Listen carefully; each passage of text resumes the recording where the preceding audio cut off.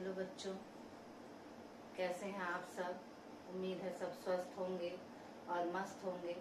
तो चलिए आज हम एक नया चैप्टर शुरू करते हैं क्लास 12th के लिए। सारणिक डिटर्मिनेंट्स इसको हम बोलते हैं। और सारणिक जो है वो एक चर राशि के जितने भी समीकरण होते हैं, दो चर राशियों वाले समीकरण या तीन चर राशियों वाले समीकरण जो भी होते हैं, उसके जो अवयव होते हैं उनको एक अरेंज्ड वे में रिप्रेजेंट करने का एक तरीका है सारणिक। ठीक है, तो हम शुरू करते हैं।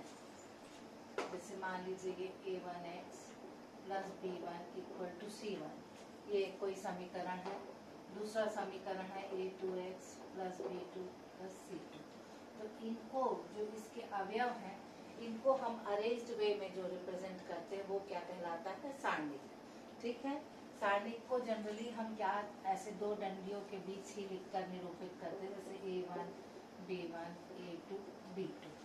ये उसका निरूपण होता है। किसी भी सारणिक का निरूपण दो सीधी डंडियों के बीच उन अवयवों को लिखकर किया जाता है।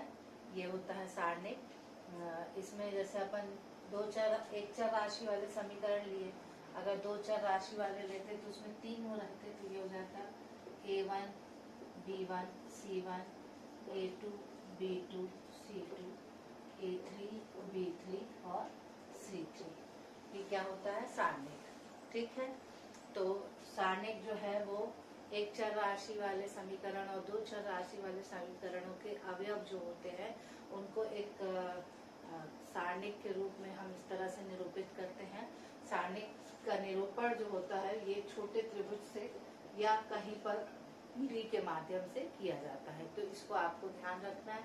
और सारणिक में की ये सबसे बड़ी विशेषता होती है कि इसमें ये जो सीधी रेखा में जो संख्याएं लिखी जाती हैं इनको हम इंग्लिश में बोलते हैं रो, और हिंदी में कहते हैं इनको पंक्ति। और इस तरह से जो लिखी जाती है संख्याएं इनको हम इंग्लिश में बोलते हैं कॉलम और हिंदी में बोलते हैं इसको स्तंभ। आया समझ में। ऐसा जो आड़ी लाइनें हैं उसको हम रो बोलते हैं, जो खड़ी लाइनें हैं उनको हम स्तंभ बोलते हैं। तो इतना आपको ध्यान रखना है। और जो सारणिक की विशेषता है वो ये है कि इसमें रो और कॉलम दोनों की संख्याएं हमेशा समान होती हैं। जितने रो होते हैं उतने ही इसके कॉलम होते हैं। जैसे इसमें देखिए तीन रो है और तीन ही इसके कॉलम है। यहाँ पे दो रो है और दो इसके कॉलम है। ये देखो 1 2 3 रो और 1 2 3 क्या है, कॉलम। यहाँ पे एक और एक ये दो रो और एक और एक ये दो कॉलम। आया समझ में। तो इनको स्तंभ की संख्या और पंक्ति की संख्या क्या होती है, आपस में बराबर होती है। ठीक है, मतलब ये चौकोर रहते हैं, आयताकार नहीं होते। ये क्या होते हैं, चौकोर। जबकि जब अपन आव्यूह पढ़ेंगे तो आव्यूह में जो होता है वो चौकोर भी हो सकती है और आयताकार भी होती है। ठीक है,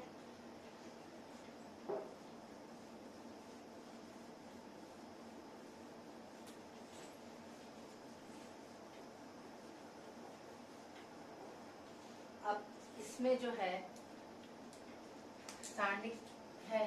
अब अपन लिख रहे हैं, है ना। तो लिखने का तरीका, जैसे अब पहला यहाँ पर हमको किसी को लिखना है ना, तो ये क्या स्थान है इसका, देखो ये रो है और ये कॉलम है। ठीक है, ऐसा है, ये देखो ऐसा। अब सबका स्थान बताओ, ये कहाँ, ये क्या है, देखो पहला रो और पहले कॉलम का भी पहला कैंडिडेट है। ठीक है ना, पहले कॉलम का पहला कैंडिडेट है और पहले रो का पहला कैंडिडेट है। क्लियर। तो इसको कैसे लिख सकते हैं अपन, a1 1। ठीक, अब ये देखो पहला रो और ये कॉलम क्या हो गया, दूसरा, तो a1 2। ये क्या हो गया, देखो रो तो पहले ही है पर कॉलम क्या हो गया, तीसरा, तो ये हो गया a1 3। आया समझ में। तो और ये यहाँ पर आएंगे तो अब देखो रो बदल गया, तो a2 1। पहली जो संख्या है, पहला जो लिखते हैं वो किसका निरूपण होता है, रो का। दूसरा किसका होता है, कॉलम का। आया समझ में। पहला किसको निरूपित करते हैं, रो को, और दूसरा किसको निरूपित करते हैं, कॉलम को। क्लियर हुआ। तो ये हो गया सेकंड रो, फर्स्ट कॉलम, ये क्या हो गया सेकेंड रो सेकेंड कॉलम आया, ये क्या हो गया सेकेंड रो थर्ड कॉलम।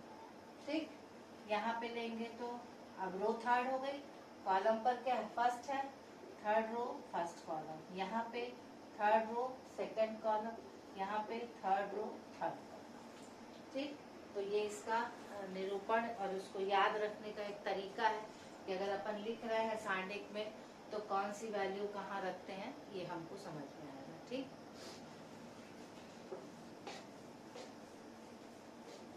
अब सारणिक का विस्तार किया जा सकता है, मतलब सारणिक को आप फैला सकते हैं, तो कैसे फैला सकते हैं उसको देख लीजिए। जैसे एक अपन ले लेते हैं, मान लो हम लेते हैं a1x plus b1 equal to 0 और ये लेते हैं a2x plus b2 equal to 0। ये दो समीकरण है। अब इसको पहले हल करने का देखते हैं अपन। पहला समीकरण है और ये दूसरा। पहले समीकरण को लेंगे तो ये a1x हो जाएगा माइनस b1, तो यहाँ x का मान क्या हो जाएगा माइनस b1 अपॉन a1। ठीक है, अब यहाँ से लेंगे इस समीकरण को लेंगे तो a2x प्लस b2 बराबर 0, तो यहाँ से क्या हो जाएगा x बराबर हो जाएगा माइनस b2 अपॉन a2। ठीक, अब ये भी x का मान है और ये भी x का मान है, तो दोनों आपस में क्या हो जाएंगे बराबर। अपन इसको लिख सकते हैं minus b1 upon a1 equal to minus b2 upon a2। अब अपन इसको क्या कर दें अपन पक्षांतर, ये हो जाएगा माइनस a2 b1 और ये हो जाएगा माइनस a1 b2।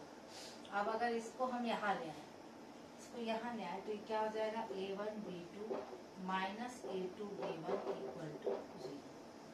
ध्यान है, तो ये जो है ये क्या है सारणिक का विस्तार। ये जो इस हाथ में अगर हम इसको ऐसा लिखते a1 a2 और b1 b2, तो ये देखो ये इससे गुणा होता तो क्या बन जाता a1 b2, बीच में क्या लिखते माइनस चिन्ह और ये हो जाता b1 a2। तो ये जो है ये इस सारणिक का क्या है विस्तार। क्लियर हुआ?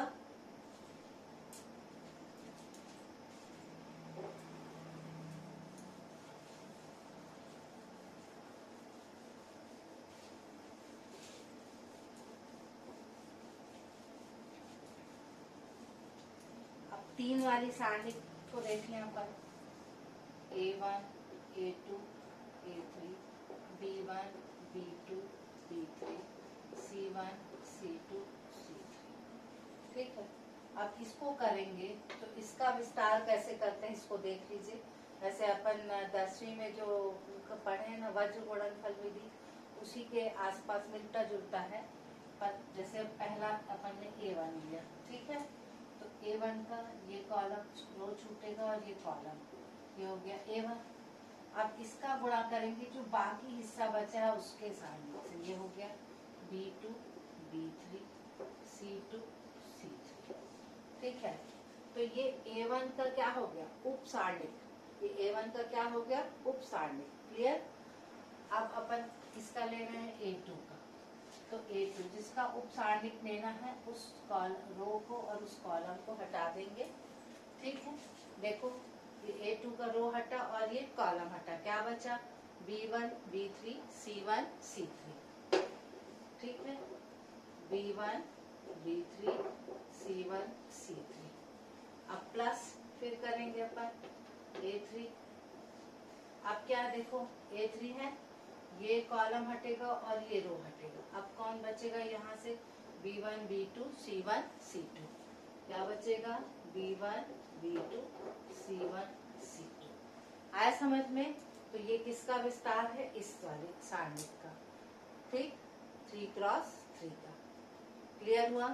तो ये इसका इस ढंग से विस्तार करते हैं। ये जो छोटे हिस्से हैं इनको हम क्या बोलते हैं उप सारणिक। क्या बोलते हैं इनको उप सारणिक। ठीक, दो चीजें होती हैं इसमें, एक होती है उप सारणिक और एक होता है सहखंड। ठीक है, तो उप सारणिक तो समझ गए ना, उस रो और उस कॉलम को हटा के जो बाकी बचता है वो क्या कहलाता है उसका उप सारणिक। और सहखंड जो होता है अच्छा, उपसारणिक को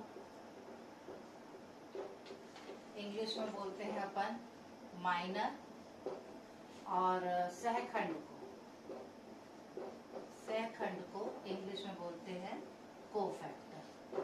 ठीक, तो ये चीजें आप याद रखिएगा।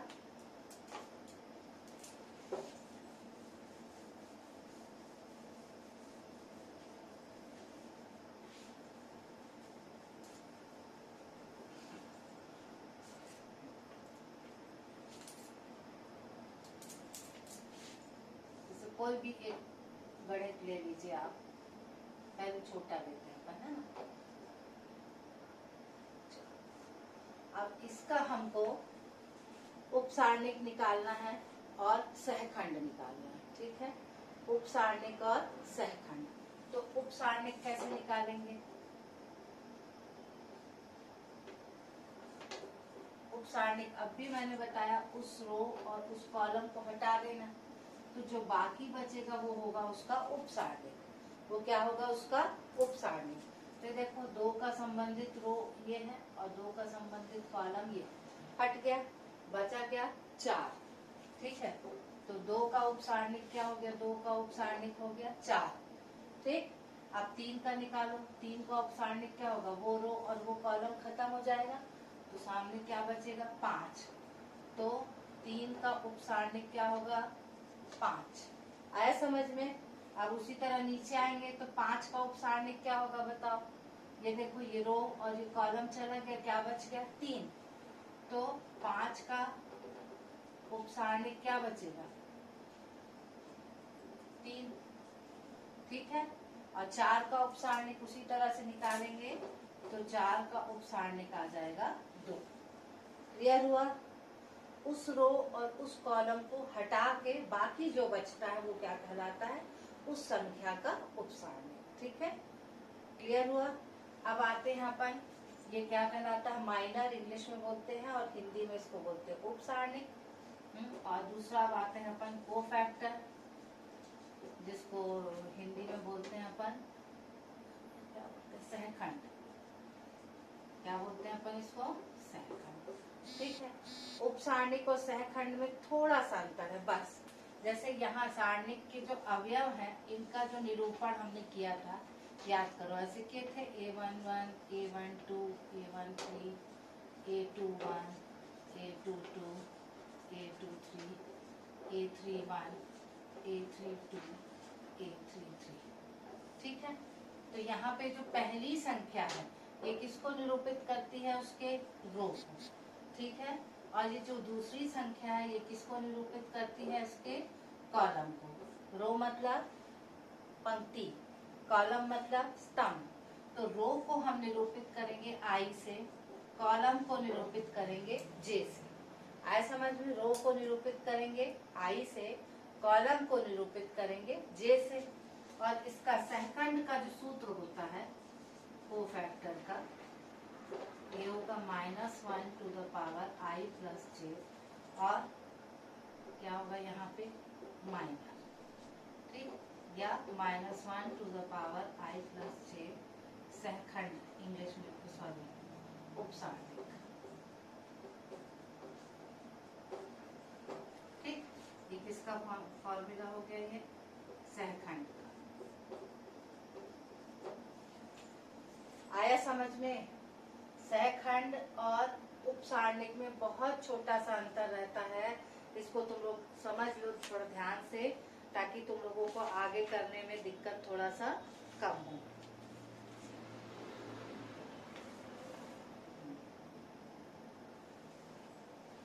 क्लियर?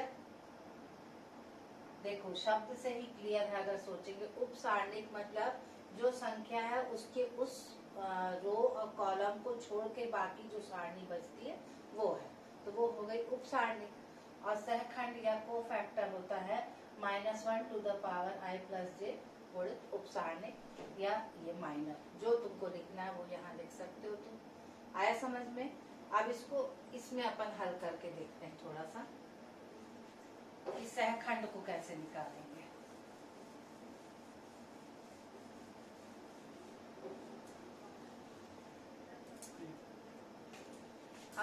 मान लो 2 का तुमको सहखंड निकालना, 2 का क्या निकालना है, सहखंड। तो पहले तुम 2 का स्थान देखो, 2 कहाँ पर है, 2 के स्थान को आप देखो कहाँ पर है 2, पहला रो है और पहला ही कॉलम है, पहली पंक्ति में है और पहले ही स्तंभ में है, मतलब इसका I भी 1 है और इसका J भी 1 है। क्लियर हुआ, I भी 1 है और J भी 1 है, इतना ही इसका है। क्लियर। अब 2 का सहखंड, तो सूत्र होगा -1 I + J और उपसारणिक, तो -1 I के स्थान पे 1, J के स्थान पे 1 और 2 का उपसारणिक अपन क्या निकाले थे, 4, तो ये क्या डाल दिए अपन, 4, तो हो गया -1 to the power 2 और ये हो गया 4, तो -1 का वर्ग हो गया 1 और 4 एक सब 4, तो इसका सहखंड भी 4 है और इसका उपसारणिक भी 4 है। क्लियर हुआ। अब अपन 3 का देखते हैं। अब 3 का देखो, 3 का जब अपन सहखंड निकालेंगे,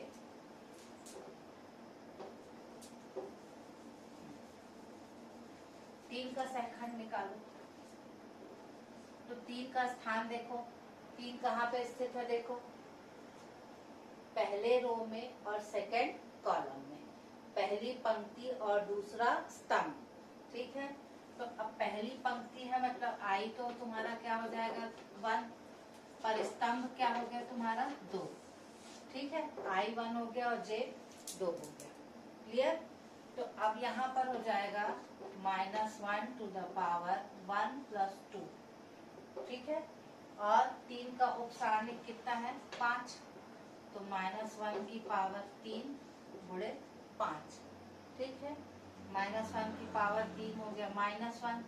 मालूम है ना, अगर ऋणात्मक संख्या की घात में विषम संख्या है तो आंसर में माइनस आता है, अगर ऋणात्मक संख्या की घात में सम संख्या है तो आंसर में प्लस आता है। क्लियर है, याद है, बहुत छोटी क्लासेस में बहुत बार पढ़ा है तुम लोगों ने, तो उस हिसाब से ये कितना हो जाएगा -5। तो ये क्या हो गए, इसके 3 की का सहखंड कितना हो गया -5।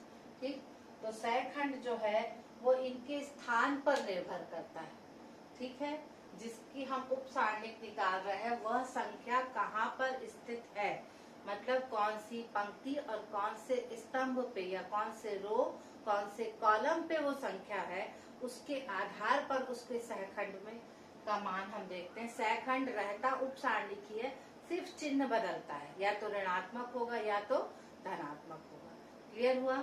और ऋणात्मक और धनात्मक भी इसमें बहुत आसान है, कहाँ पर ऋणात्मक कहाँ धनात्मक होगा ये अपन इससे समझ भी सकते हैं। जैसे अपन लिए थे 2, 3, 5 और 4, ये था अपना। अब 2 कहाँ है देखो, A1 1 माने फर्स्ट रो फर्स्ट कॉलम, ये A1 2 first row second column, ये A2 1 second row first column, और ये हो जाएगा A2 2 second row second column. ठीक, अब इसमें I और J है ना, ये फर्स्ट वाला I है, सेकंड J, इनको जोड़ना है। जोड़ जोड़ के देखो, यहाँ 1 + 1 कितना आ गया 2, 1 + 2 कितना आया 3, 2 + 1 कितना आया 3 और 2 + 2 कितना आया 4। ठीक, अब इनमें सम संख्या कौन कौन सी है देखो, 2 और 4, 2 और 4, तो जहां जहां सम संख्या है वहां वहां का उपसारणिक और सहखंड का मान बराबर आएगा, और जहां पर विषम संख्या है वहां सिर्फ किस में परिवर्तन होगा, उसके चिन्ह में। धनात्मक है तो ऋणात्मक हो जाएगा और ऋणात्मक है तो धनात्मक हो जाएगा। क्लियर हुआ। तो सहखंड समझ में आया, उपसारणिक समझ में आया। सारणी का कटा हुआ छोटा हिस्सा उपसारणिक, जिस भी नंबर का सारणिक निकालना है उपसारणिक, उस नंबर से संबंधित पंक्ति और उस नंबर से संबंधित स्तंभ रो और कॉलम को काट दो, जो बचेगा वो उसका उपसारणिक। फिर सहखंड निकालना है तो सहखंड में उसका उपसारणिक में किसका गुणा करना, -1 की पावर I + J। जहाँ आई और जे क्या निर्धारित करता है, उस संख्या जिसका हमने उप सारणिक निकाला था उसका स्थान कौन से रो पे है, कौन से कॉलम पे है, उसको डालेंगे तो हमको क्या मिल जाएगा, सहखंड। तो उप सारणिक समझ में आया, सहखंड समझ में आया, सारणिक का निरूपण समझ में आया। और सारणिक हमेशा क्या रहती है, स्क्वायर रहती है, मतलब जितने स्तंभ रहते हैं उतनी ही पंक्तियां रहती है। आई और जे उनका स्थान होता है उन संख्याओं का, कि कौन कहाँ पर स्थित है। पर रहते वैसे ही है, 2 रो होगा तो 2 कॉलम, 3 रो होगा तो 3 कॉलम, 4 रो होगा तो 4 कॉलम, दोनों आपस में क्या होते हैं, बराबर। क्लियर हुआ? कोई डाउट इसमें? मेरे ख्याल से तो नहीं होना चाहिए। तो ये आज के लिए इतना है, और अपन कल इसकी प्रॉपर्टीज के बारे में, जो इसकी गुण है उसके बारे में अध्ययन करेंगे, या तो वो आप फिर अपन करते हैं नेक्स्ट क्लास में, प्रॉपर्टीज ऑफ डिटर्मिनेंट्स।